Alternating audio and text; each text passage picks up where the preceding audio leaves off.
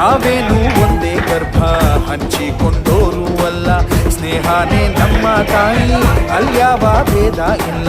ನಿನಗೊಬ್ಬ ವೈರಿ ಅಂದ್ರೆ ನನಗೂನು ವೈರಿ ಅವನು, ಹೀಗನ್ನೋ ಸ್ನೇಹ ಒಂದೇ ಬಾಳಲ್ಲಿ ಮಂತ್ರ, ಸಾವಿಗೂ ಅಂಜೋದಿಲ್ಲ.